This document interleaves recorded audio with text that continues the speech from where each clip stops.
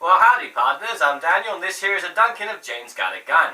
Alright, so let's break it down. In the olden times, westerns would make all the money in the world. They're really cheap to make and they used to be insanely profitable. So every now and then, Hollywood gets it into its head to try and bring the western genre back.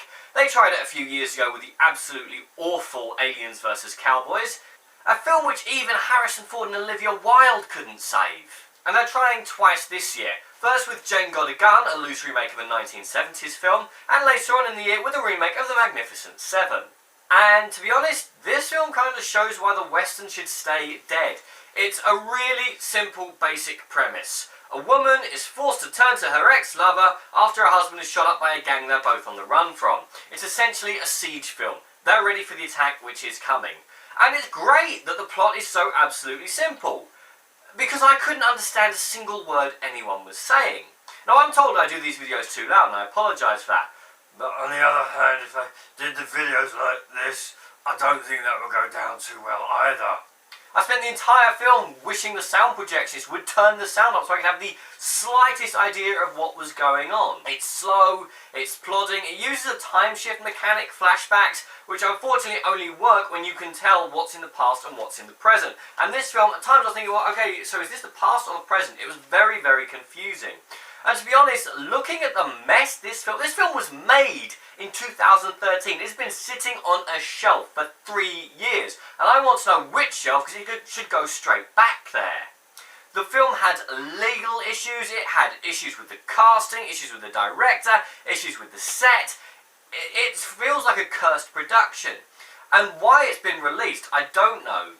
It's the kind of film that they've released purely because they spent $25 million on it. And don't believe the trailers. Don't believe... The trailers make it seem like this is some sort of action film. And whilst there is action in it, it's all in the last 15 minutes. You could skip the first hour. Just read the tagline, read the film description on IMDb, and skip the first hour. There's very little character development beyond what we know. These are very poorly defined characters. We know everything we're going to know about them in 20 minutes, and the rest of it is just rehashed. Ewan McGregor is playing a pantomime villain with no attempt at subtlety or ethic. You got Natalie Portman in quite a rare role these days. She doesn't really seem to do much acting anymore. And I see why she was drawn to this role, because it could be sold as a feminist western. Unfortunately, for most of it, she's being protected by two big burly men. So no, sorry, doesn't work as a feminist western. It's dull, it's plodding, the characters are one note. I couldn't hear half of what was going on. When there was action, it was filmed at night.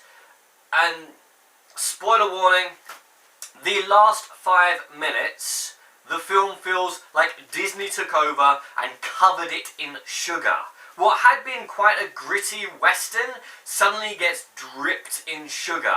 And for me, I think people that we thought were dead come back to life and it just doesn't work.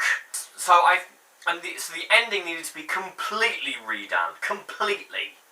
Spoiler warning off. So for me, this film is poor. There will be more attempts to bring back the western, but I think it's a genre that sort of had its day. Unless you were to set a western in outer space. That could work. Why didn't anyone do that? I'm Daniel, this is The Donkey. If you enjoyed this video, please like, share and subscribe.